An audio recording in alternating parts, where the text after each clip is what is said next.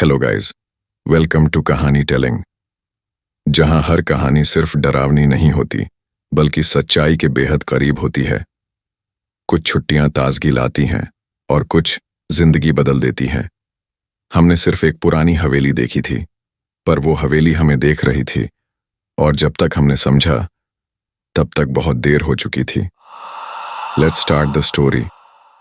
हर साल की तरह इस बार भी स्कूल में गर्मी की छुट्टियों का अनाउंसमेंट होते ही बच्चों में खुशी की लहर दौड़ गई थी। कोई नैनीताल जा रहा था तो कोई गोवा, मगर 16 साल का अर्जुन अपनी छुट्टियां दिल्ली की गर्मी से दूर उत्तराखंड के एक छोटे से गांव चौंधपुर में बिताने जा रहा था, जहां उसके नाना नानी रहते थे। अर्जुन के लिए यह जगह बिल्कुल किसी फेरी टेल जैसी लगती थी। हरे भरे पहाड़, सीरहीनुमा खेत, हर तरफ आम और लीची के पेड़ और दूर दूर तक बस शांति। दिल्ली की भागदौड़ वाली जिंदगी के बाद ये ठहराव कुछ अलग ही एहसास देता था। जब वो अपने मम्मी पापा के साथ गांव पहुंचा तो नानी दरवाजे पर ही उसका इंतजार कर रही थीं। अरे मेरा राजा बेटा आ गया, नानी ने प्यार से गले लगाया और उसका माथा चूमा। नाना जी हमेशा की तरह चारपाई पर बैठे अखबार पढ़ रहे थे। उन्होंने मुस्कुराते हुए कहा, अर्जुन, इस बार गांव घुमाने खुद लेकर जाऊंगा, लेकिन एक जगह छोड़कर। कौन सी जगह नाना जी? अर्जुन ने उत्सुकता से पूछा। नाना कुछ सेकंड चुप रहे, फिर बोले, वो पुरानी हवेली, जंगल के उस पार, वहां कोई नहीं जाता बेटा। अर्जुन ने हल्की सी हंसी में कहा, गोस्ट स्टोरी है क्या? नाना ने आंखें छोटी करके कहा, हंस मत अर्जुन, वो जगह सच में सही नहीं है। अर्जुन ने उस बात को ज्यादा सीरियस नहीं लिया, लेकिन उसके मन में उस हवेली को लेकर क्यूरियोसिटी जरूर जग चुकी थी। अर्जुन को गांव में रहना बहुत पसंद आने लगा था। हर सुबह वो अपने छोटे कजिन राघव के साथ खेतों में भागता, नहाने के लिए नदी जाता और दोपहर में पेड़ पर चढ़कर आम तोड़ता। वो अपने DSLR कैमरे से कई फोटोज भी क्लिक करता, लैंडस्केप, पीकॉक्स, विलेजर्स और कभी कभी क्रीपी अबैंडन्ड जगहों की भी। गांव के दूसरे बच्चे भी उससे जल्दी दोस्त बन गए। सब मिलकर शाम को गांव के बाहर वाले मैदान में क्रिकेट खेलते थे। एक रात सब लोग छत पर लेटे हुए थे। आसमान साफ था और तारे टिमटिमा रहे थे। नानी, वो पुरानी हवेली की कहानी क्या है? अर्जुन ने अचानक पूछा। नानी ने तुरंत जवाब नहीं दिया। उन्होंने एक गहरी सांस ली और धीरे से बोली, बहुत साल पहले वहां एक औरत रहती थी, रेखा। उसकी एक बेटी थी, छोटी सी, बस 7-8 साल की। गर्मियों की ही एक दोपहर लड़की हवेली के पिछवाड़े वाले कुएं में गिर गई और किसी को पता भी नहीं चला। जब मिली तब तक बहुत देर हो चुकी थी। रेखा दीवानी हो गई थी। कहा जाता है कि जब वो मरी उसकी आत्मा उसी हवेली में रह गई। ओह, अर्जुन ने बिना ज्यादा रिएक्शन दिए कहा, लेकिन उसका दिमाग अब वहीं अटका हुआ था। अर्जुन ने अपने कैमरे में एक अलग फोल्डर बनाया, क्रीपी विलेज फाइल्स। अगले ही दिन वो अकेले सुबह सुबह उस जंगल की तरफ निकल पड़ा जहां से हवेली का रास्ता शुरू होता था। रास्ते में गांव की बूढ़ी औरतें उसे देखती और फुसफुसाकर कहती, बाप रे, ये शहर वाले लड़के तो अपनी जान से ही खेलते हैं। वो हवेली तक तो नहीं पहुंचा, लेकिन पेड़ों के पीछे से एक झलक जरूर मिली। एक पुरानी टूटी दीवार और उस पर उगाई बेलें, जैसे किसी ने सालों से उसे छुआ ही ना हो। अर्जुन ने अपने कैमरे से दूर से ही कुछ तस्वीरें लीं। उसी रात कुछ अजीब हुआ। जब सब सो रहे थे, अर्जुन को एक सपना आया। उसने देखा कि वो हवेली के सामने खड़ा है और दरवाजा अपने आप खुलता है। अंदर अंधेरा है, लेकिन दूर कहीं एक झूला झूल रहा है। उस झूले पर एक छोटी लड़की बैठी है। वो मुड़ती है और कहती है, भैया रुक जाओ, मत जाओ। अर्जुन की सांसें तेज हो गईं और उसकी आंख खुल गई। उसे पसीना आ रहा था। अगले दिन उसने इस बारे में किसी को कुछ नहीं बताया, लेकिन उसके सपने हर रात और डरावने होते जा रहे थे। अब गांव के बच्चे अर्जुन से थोड़ा कतराने लगे थे। एक दिन जब वो क्रिकेट खेलने गया तो बच्चों ने बहाना बनाकर खेलने से मना कर दिया। उसने राघव से पूछा, तू क्यों नहीं खेल रहा मुझसे? राघव ने डरते हुए कहा, भाई, तुम पे कोई शैडो है। नानी कहती हैं तुम्हें हवेली के बारे में ज्यादा सोचना नहीं चाहिए। अर्जुन को गुस्सा तो आया, लेकिन अब वो भी अपने सपनों और बेचैनी को इग्नोर नहीं कर पा रहा था। उसी रात उसे फिर वही सपना आया, लेकिन इस बार वो लड़की जमीन पर बैठी रो रही थी। उसके बाल चेहरे पर थे और आवाज डरावनी हो गई थी। तुम आओगे ना? मुझे यहां से ले चलो। जब अर्जुन ने उसकी आंखों में देखा तो वो बिल्कुल काली थीं, बिना पुतलियों के। अर्जुन चिल्लाकर उठ बैठा। सुबह होते ही अर्जुन ने ठान लिया कि वो हवेली में जाएगा और सच जानकर रहेगा। उसने राघव को भी साथ चलने के लिए मना लिया। बस एक बार देखेंगे और वापस आ जाएंगे, अर्जुन ने वादा किया। राघव ने डरते डरते हामी भर दी। अगले दिन दोपहर में जब सब लोग खेतों में व्यस्त थे, अर्जुन और राघव चुपचाप हवेली की ओर निकल पड़े। रास्ता घना और सुनसान था। पेड़ इतने घने थे कि सूरज की रोशनी जमीन तक पहुंच ही नहीं रही थी। जब दोनों हवेली के सामने पहुंचे तो अर्जुन के रोंगटे खड़े हो गए। हवेली बिल्कुल वैसी ही थी जैसे उसके सपनों में थी। टूटे हुए खंभे, झूलता हुआ दरवाजा और खिड़कियों में जालों का जाल। भाई, हम वापस चलें? राघव ने डरते हुए कहा। बस एक बार अंदर झांक कर देखते हैं, अर्जुन बोला।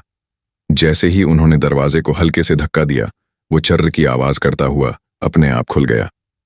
हवेली के अंदर अजीब सी ठंडक थी, जबकि बाहर 40 डिग्री तापमान था। दीवारों पर पुराने समय की पेंटिंग्स थीं, घोड़ों की, रानियों की और एक छोटी सी लड़की की।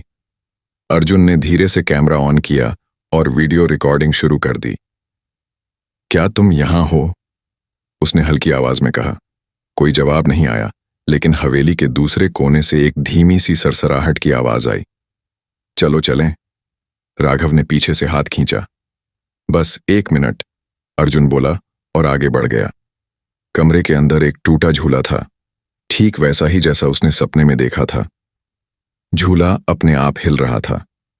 अर्जुन और राघव अब उस हवेली के अंदर थे जहां हवा भी चुप थी और हर दीवार जैसे कुछ कहना चाहती थी। कमरे के बीच में पड़ा झूला अपने आप धीरे धीरे हिल रहा था। अर्जुन का दिल जोर से धड़क रहा था, लेकिन उसका क्यूरियोसिटी अब डर से ज्यादा हावी हो चुकी थी। Arjun, please let's go back, Raghav फुसफुसाया। Just a few more minutes, Arjun ने कैमरा संभालते हुए कहा। कुछ तो है यहां, आई कैन फील इट। कमरे में एक पुरानी अलमारी, एक टूटा बिस्तर और दीवार पर एक ब्लैक एंड व्हाइट तस्वीर थी, एक औरत और छोटी लड़की की। लड़की मुस्कुरा रही थी, लेकिन उसकी आंखें कुछ कह रही थीं, जैसे बहुत कुछ छुपा हुआ हो। अर्जुन ने कैमरे से झूम किया और तभी अचानक ठक ठक ठक, नीचे किसी के चलने की आवाज आई। राघव ने अर्जुन की बाजू कसकर पकड़ ली। वो कोई है नीचे, अर्जुन ने बिना एक शब्द बोले सिर हिलाया और दोनों धीरे धीरे नीचे उतरने लगे। सीढ़ियां टूटी हुई थीं, मगर दोनों बच्चों ने धीरे धीरे कदम रखते हुए बेसमेंट की ओर बढ़ना शुरू किया। नीचे जाते ही एक भयानक बदबू ने उनका स्वागत किया। पुरानी लकड़ी, नमी और कुछ ऐसा जो साफ तौर पर इंसानी नहीं था। नीचे एक छोटा सा कमरा था, जहां एक लकड़ी का दरवाजा आधा खुला हुआ था। दरवाजे के अंदर अंधेरा था, पर किसी की सिसकियों की आवाज आ रही थी। भैया, वो लड़की, क्या वो है? राघव ने कांपती आवाज में पूछा। अर्जुन ने कैमरा ऑन कर दिया और फ्लैशलाइट जलाकर आगे बढ़ा। कमरे में एक कोना था, जहां एक छोटी सी परछाई बैठी थी। उसके लंबे बाल थे और सिर नीचे झुका हुआ था। तुम कौन हो? अर्जुन ने डरते हुए पूछा। परछाई ने धीरे धीरे सिर उठाया। चेहरे पर आंखें नहीं थीं, बस 2 काले गड्ढे थे। तुम क्यों आए? वो धीमे मगर गहराई से बोली। अर्जुन और राघव पीछे हटे, लेकिन तभी दरवाजा जोर से बंद हो गया। पूरा कमरा अंधेरे में डूब गया। अब दोनों भाई उस आत्मा के साथ एक बंद कमरे में थे। तुम मेरी बेटी हो ना? आत्मा की आवाज अब एक मां जैसी हो गई थी। मैं तुम्हें लेने आई हूं। नहीं, हम सिर्फ देखने आए थे, हम चले जाएंगे, अर्जुन ने घबराते हुए कहा। लेकिन आत्मा उठ चुकी थी। वो धीरे धीरे हवा में तैरने लगी। उसके पैर जमीन से ऊपर थे और उसके लंबे बाल हवा में लहरा रहे थे। कमरे की दीवारों पर खून से कुछ लिखा था। हर गर्मी, एक बच्चा, मेरी बेटी, मेरा इंतजार। अर्जुन ने फ्लैशलाइट उस पर डाली तो देखा कि आत्मा की पीठ पर गहरे जले हुए निशान थे, जैसे किसी ने उसे जिंदा जलाया हो। मुझे मेरी बच्ची चाहिए। मेरी गुड़िया कहाँ है? आत्मा चिल्लाई और कमरे में जोरदार हिला दिया। दीवार की एक ईंट पीछे खिसक गई और एक सीक्रेट कंपार्टमेंट खुल गया। अर्जुन ने कंपार्टमेंट के अंदर झांका। वहां एक पुरानी डायरी थी, एक छोटी सी बच्ची की गुड़िया और एक पायल। डायरी पर लिखा था, रेखा की गुड़िया। अर्जुन ने जल्दी जल्दी डायरी के पन्ने पलटे। आज मेरी बेटी ने पहली बार मेरा नाम लिया, मम्मा। वो बहुत शरारती है, मगर मेरी जान है। वो झूले से गिर गई, मैं कुछ नहीं कर पाई। उन्होंने कहा वो मर गई है, मगर मुझे लगता है वो आज भी यहीं है, हवेली में। पन्ने खून से सने थे और आखिरी पन्ने पर लिखा था, अगर मेरी गुड़िया वापस मिल जाए, शायद मैं चैन पा सकूं। अर्जुन ने वो गुड़िया उठाई और आत्मा की ओर बढ़ाया। ये तुम्हारी गुड़िया है। आत्मा रुक गई, उसकी आंखों से काले आंसू गिरने लगे। गुड़िया, वो बुदबुदाई, लेकिन तभी राघव चिल्लाया, भाई, वो पीछे से आ रही है। पीछे की दीवार से एक दूसरी परछाई निकली। यह आत्मा अलग थी, यह गुस्से में थी और उसकी आंखें जल रही थीं। अब अर्जुन को समझ आया, हवेली में केवल एक आत्मा नहीं थी, एक मां की आत्मा जो अपनी बेटी को खोज रही थी, और एक दानवी शक्ति जो इस हवेली में आत्माओं को बांध कर रखती थी। दानवी आत्मा ने चिल्लाकर कहा, यह आत्मा अब मेरी है, कोई नहीं जाएगा। अर्जुन ने जोर से गुड़िया को हवा में लहराया और जोर से बोला, रेखा, ये देखो, तुम्हारी बेटी की निशानी। मां की आत्मा ने जैसे ही गुड़िया देखी, वो तेज रोशनी में बदल गई। दानवी आत्मा पीछे हटने लगी। मुझे मेरी बच्ची चाहिए और अब मुझे यहां नहीं रहना, रेखा की आत्मा बोली, और गुड़िया को छूते ही उसकी आंखों से सफेद रोशनी निकली। पूरे कमरे में एक तेज झटका हुआ। जैसे ही रोशनी फैली, दीवारें हिलने लगीं, खिड़कियां अपने आप खुलने लगीं और हवेली की छत से धूल उड़ने लगी। दानवी आत्मा चिल्लाई, तुम इसे नहीं ले जा सकते, ये अब मेरा हिस्सा है। मगर रेखा की आत्मा अब शांत थी। उसने अर्जुन की तरफ देखा, जैसे आशीर्वाद दे रही हो। फिर वो हवा में ऊपर उठी और उसके पीछे एक छोटी सी बच्ची की परछाई भी। दोनों धीरे धीरे रोशनी में विलीन हो गए। एक गूंजती हुई आवाज आई, अब कोई नहीं रुकेगा, हवेली अब मुक्त है। दरवाजा अपने आप खुल गया। अर्जुन ने तुरंत राघव का हाथ पकड़ा और दोनों बाहर भागे। हवेली के बाहर पहुंचते ही अर्जुन ने पीछे मुड़कर देखा। हवेली अब वैसी नहीं दिख रही थी, वो बस एक खंडहर थी, जैसे सालों से वीरान हो। हम जिंदा हैं, राघव ने थक कर कहा। हां, और शायद हमने किसी को मुक्ति भी दी, अर्जुन बोला। गांव लौटने पर नानी ने अर्जुन को गले से लगा लिया। उन्होंने कुछ नहीं पूछा, लेकिन उनकी आंखों से आंसू गिर रहे थे। तू गया था ना वहां? उन्होंने बस इतना कहा। अर्जुन ने सिर झुका लिया। नाना जी ने कमरे के कोने में रखे एक पुराने तांबे के कलश को देखा और बोले, उसकी आत्मा अब चैन में है। अर्जुन ने अपने कैमरे की वीडियो रिकॉर्डिंग चेक की। पूरा फुटेज ब्लरी था। सिर्फ एक फ्रेम में हवेली के झूले पर एक लड़की हल्की सी मुस्कुरा रही थी, और फिर गायब।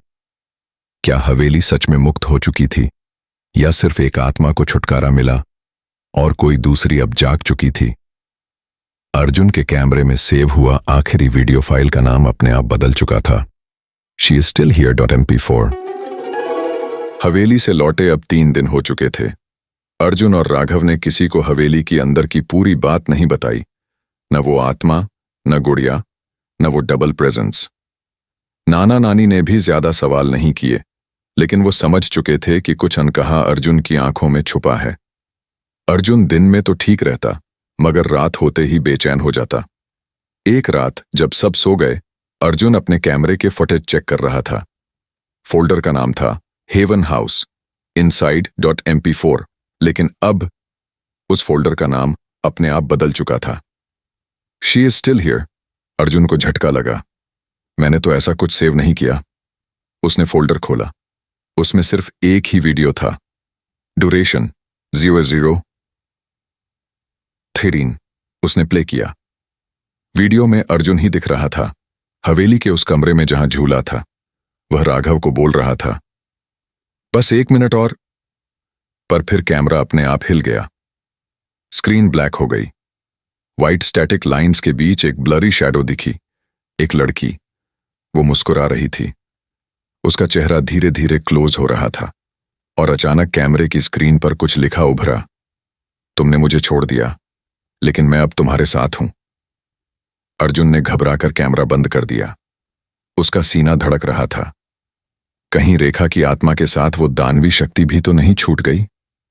अब हर रात कुछ ना कुछ गड़बड़ होने लगी।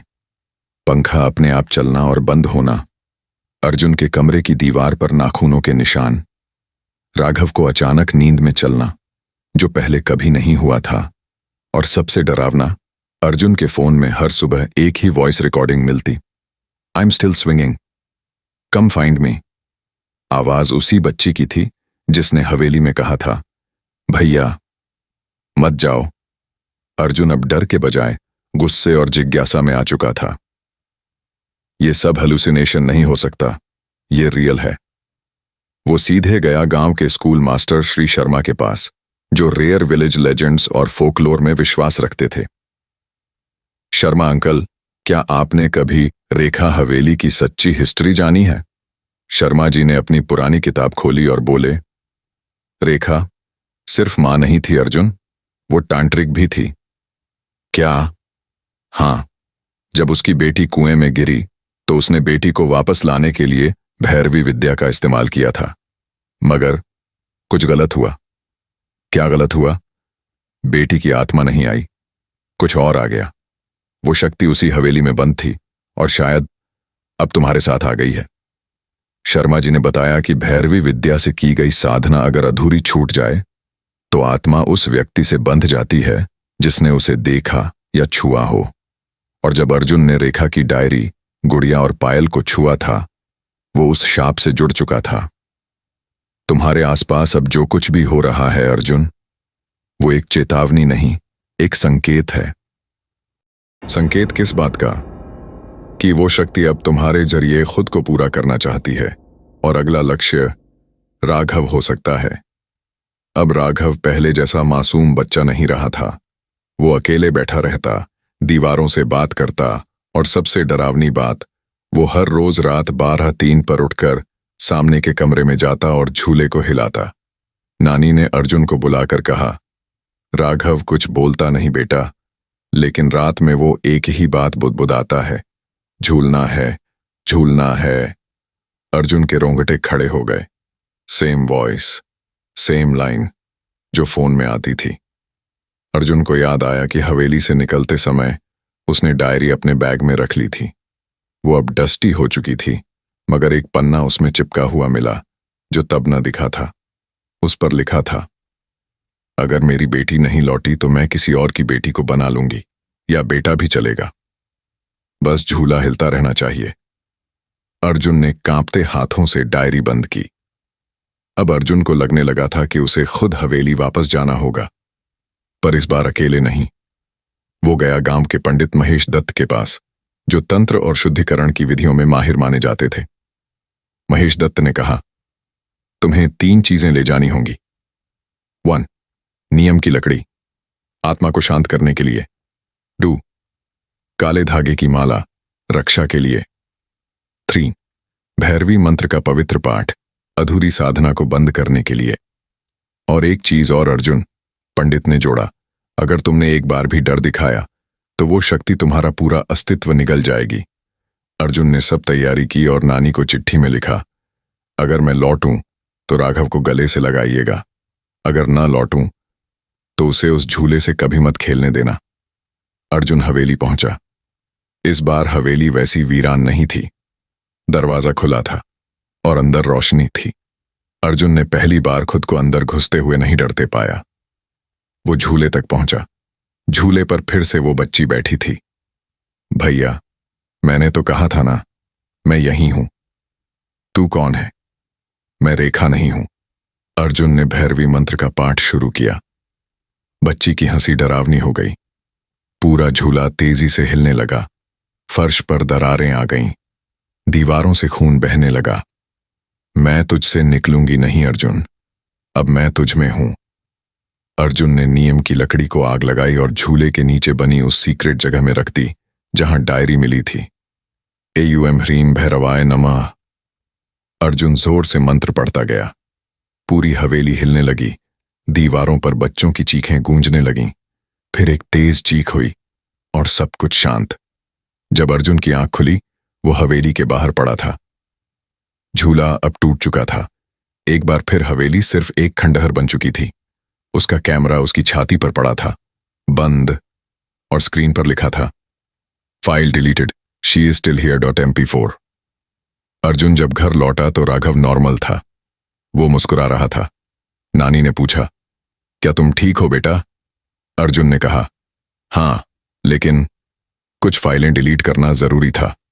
नाना ने कहा, कौन सी फाइलें? अर्जुन मुस्कुराकर बोला, जो दिखती हैं लेकिन होती नहीं, और जो होती हैं वो दिखती नहीं।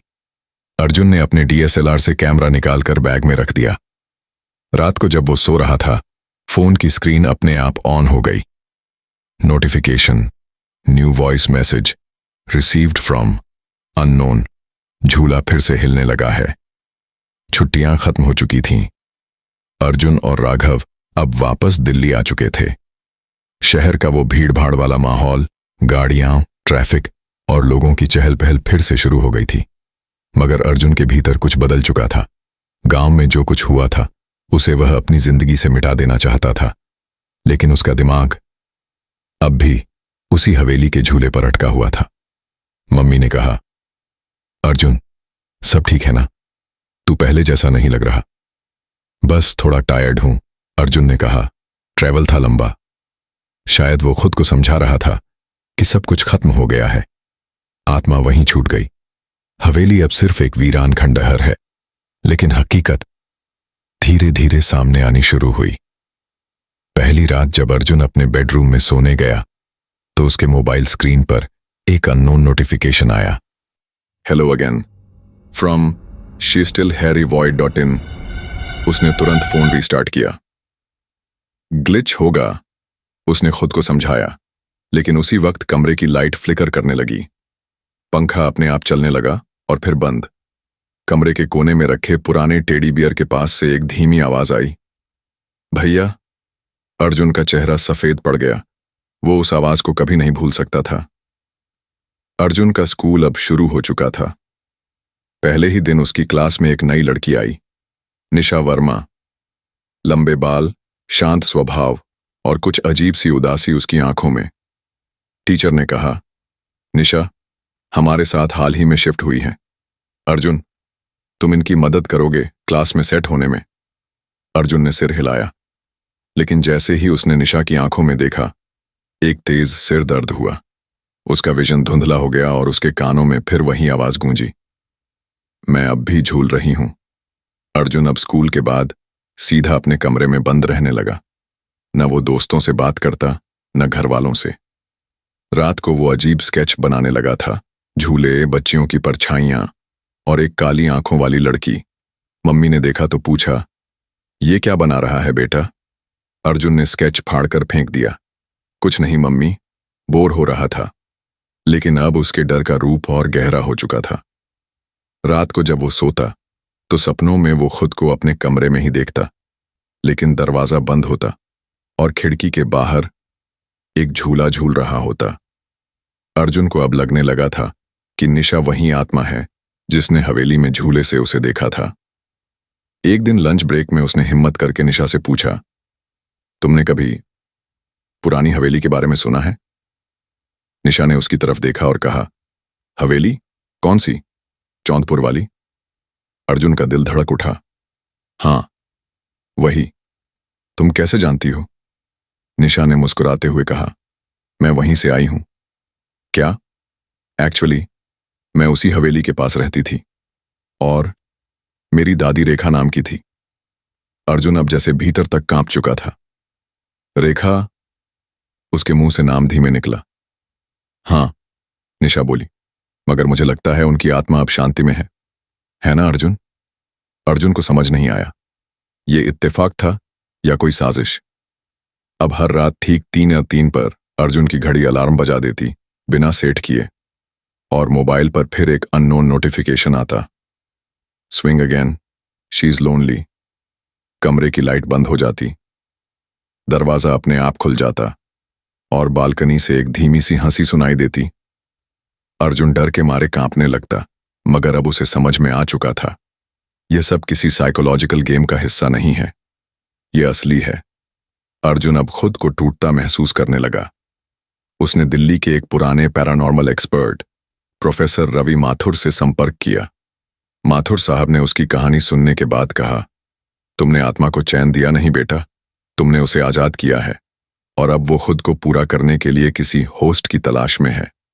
शायद निशा वो होस्ट है, या तुम खुद।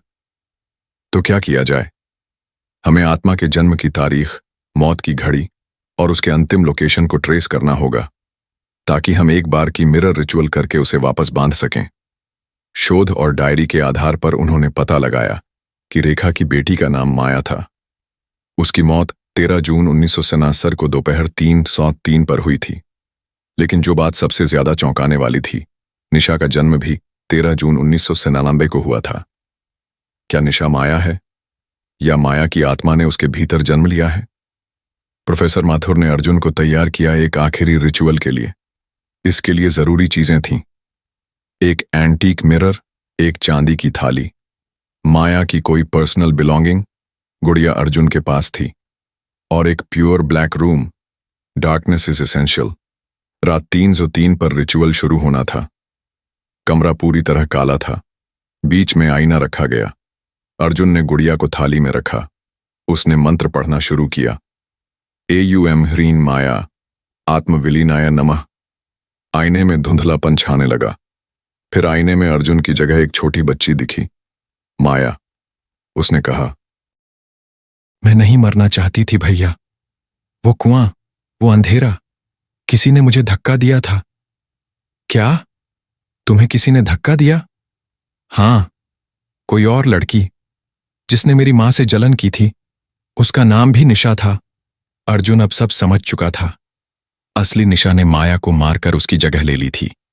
अब निशा एक बार फिर दिल्ली में उसी आत्मा के साथ जुड़ चुकी थी।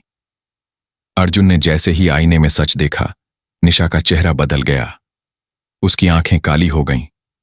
वो बोली, तू भी मरेगा अर्जुन, जैसे माया मरी थी। लेकिन अर्जुन अब तैयार था। उसने आईने को सीधे निशा की ओर घुमा दिया। आईने से तेज रोशनी निकली और निशा जमीन पर गिर पड़ी। उसकी चीख आसमान तक गई। गुड़िया जलने लगी। आईना टूट गया और कमरे में सन्नाटा छा गया। अर्जुन के कमरे में अब सब नॉर्मल था। निशा का एडमिशन रिकॉर्ड स्कूल से मिट चुका था। उसके घर का एड्रेस फेंक निकला। कोई निशा कभी वहां थी ही नहीं। अब अर्जुन फिर से नॉर्मल था। राघव भी अच्छा था। गुड़िया की राख उसने एक मंदिर में बहा दी। लेकिन एक दिन अर्जुन ने फिर एक स्केच बनाया, एक झूला, और उस पर कोई बैठा था। उसने स्केच को देखा और चुपचाप जला दिया। अर्जुन का फोन फिर से बीप किया।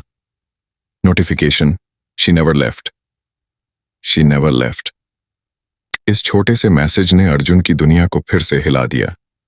अब वो हर चीज को शक की निगाह से देखने लगा था। उसने फिर से खुद से वही सवाल किया, क्या मैं पागल हो रहा हूं? दिल्ली के अपने कमरे में वो बार बार उस शैटर्ड मिरर के टुकड़ों को देखता जो उसने रिचुअल वाली रात फेंका था। उसने खुद देखा था कि आत्मा खत्म हो गई थी, या शायद सिर्फ बदली थी। अर्जुन अब घर के किसी भी आईने के सामने रुकने से डरता था। कभी कभी उसे लगता उसकी परछाई उससे अलग चल रही है। वो मुस्कुरा रहा है, लेकिन उसका रिफ्लेक्शन नहीं। एक रात जब वो बाथरूम में ब्रश कर रहा था, तब उसने आईने में देखा। उसकी आंखों के पीछे एक परछाई खड़ी थी। उसने पलट कर देखा, कोई नहीं था। फिर धीरे धीरे आईने पर एक धुंधली सी उंगली से कुछ लिखा गया, लेट मी इन। अर्जुन ने चिल्लाकर आईना तोड़ दिया। अर्जुन अब अपने मेंटल स्टेट को कंट्रोल में लाने के लिए एक डायरी लिखने लगा। पेज 1। हर रात मैं जागता हूं मगर नहीं जानता कि मैं जाग रहा हूं या अब भी सपना देख रहा हूं। पेज 4। अब मेरे सपनों में हवेली नहीं आती। अब मेरे सपनों में मैं नहीं आता, कोई और मेरी जगह ले चुका है। पेज 7। आज मैंने खुद को मारते हुए देखा और फिर खुद को चलते हुए भी देखा। दोनों मैं ही था। अब अर्जुन को लगने लगा कि वो एक टाइम लूप में फंस गया है। हर दिन सुबह 7-8 बजे अलार्म बजता, लेकिन खिड़की से वही रात दिखाई देती। वो स्कूल जाता, क्लासरूम में बैठता, मगर हर चेहरा घुमा हुआ होता, जैसे किसी ने सबकी शक्ल मिटा दी हो। सबके सिर झुके रहते और एक ही लाइन बुदबुदाते, तू झूले को क्यों रोकने गया? वो जितना इस नाइटमेयर से बाहर निकलना चाहता, उतना ही उसमें और गहराई से डूबता गया। अब अर्जुन को राघव भी अजीब लगने लगा था। एक रात अर्जुन ने देखा, राघव अपने कमरे में अकेला बैठा झूला बना रहा था, लकड़ी से। तू ये क्या कर रहा है? अर्जुन ने पूछा।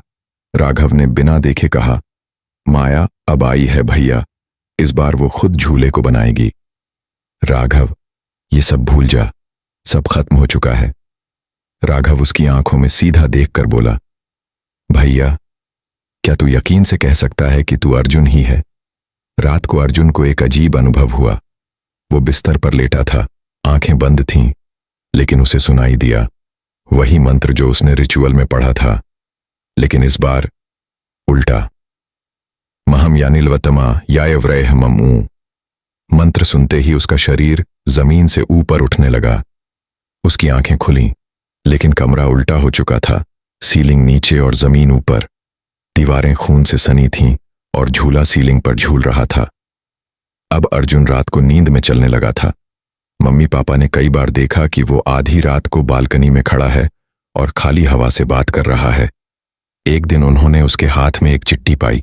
उसमें सिर्फ एक पंक्ति लिखी थी, वो अब अंदर नहीं है, अब वो मैं हूं। एक दिन अर्जुन को अपने पापा के पुराने सामान में एक पुराना VHS टेप मिला। टेप पर कुछ नहीं लिखा था, लेकिन क्यूरियोसिटी से उसने उसे देखा।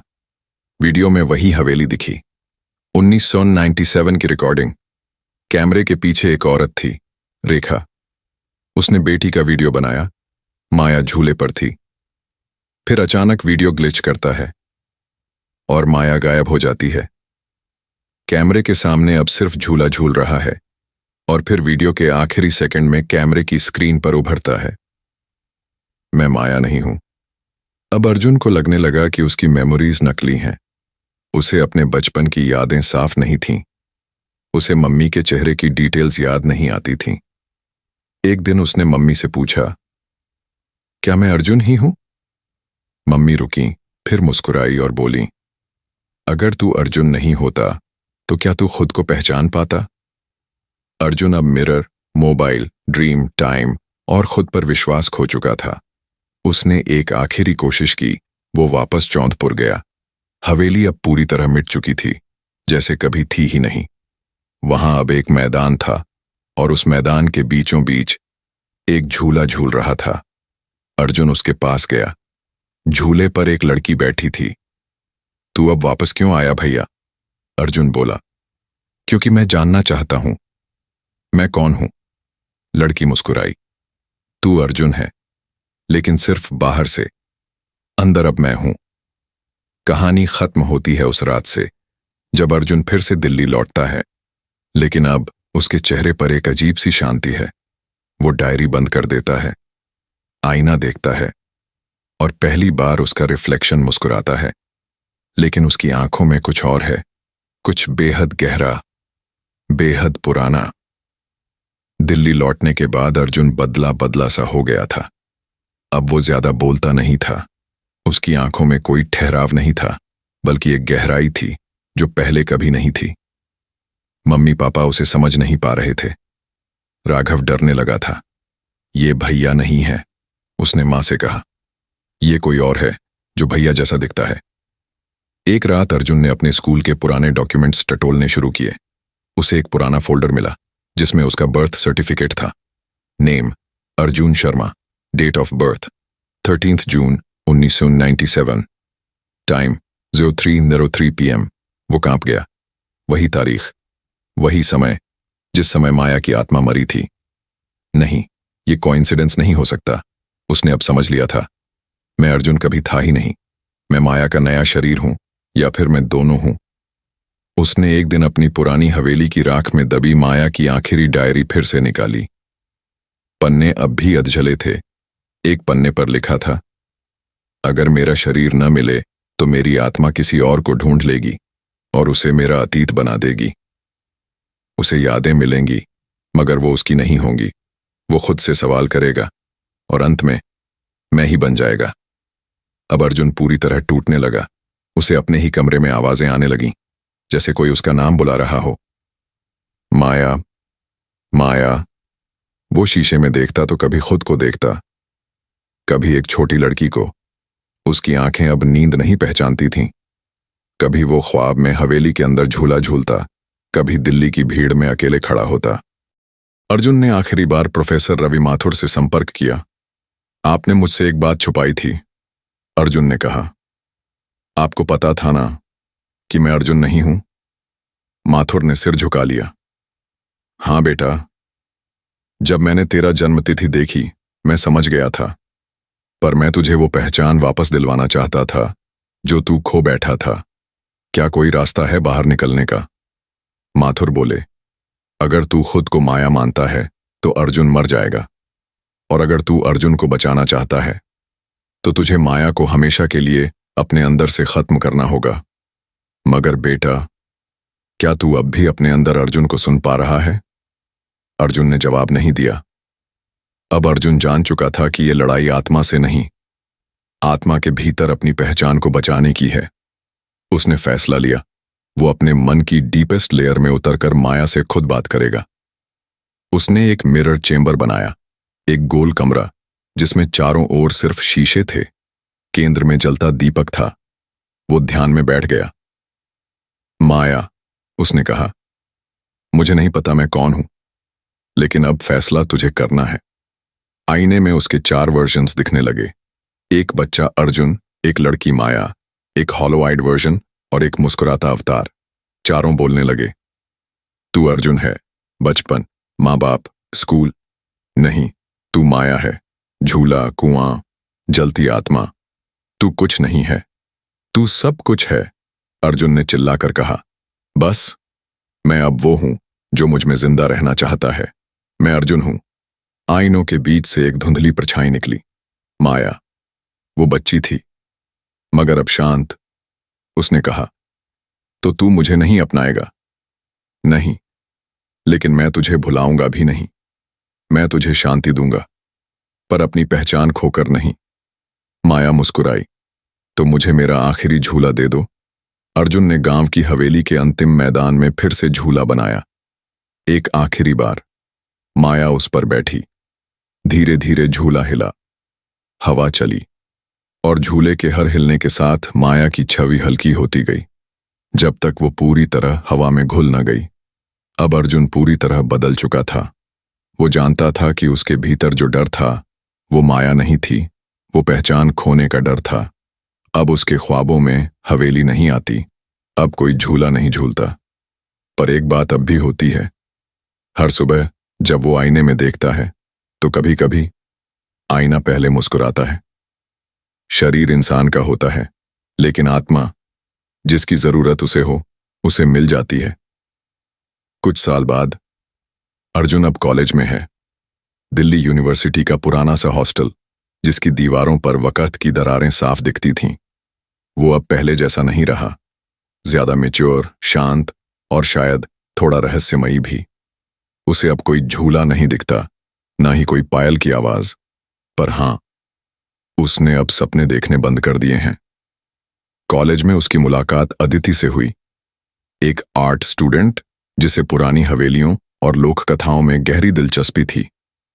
तुमने कभी किसी शापित हवेली में रात बिताई है? अदिति ने एक शाम पूछा।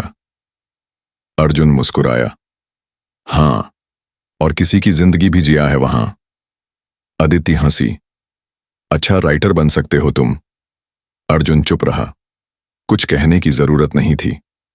एक दिन अदिति ने कॉलेज फेस्ट में एक पेंटिंग लगाई, एक पुरानी हवेली, बीच में लकड़ी का झूला और झूले पर बैठी एक लड़की जिसकी शक्ल नहीं दिखती। अर्जुन पेंटिंग के सामने देर तक खड़ा रहा।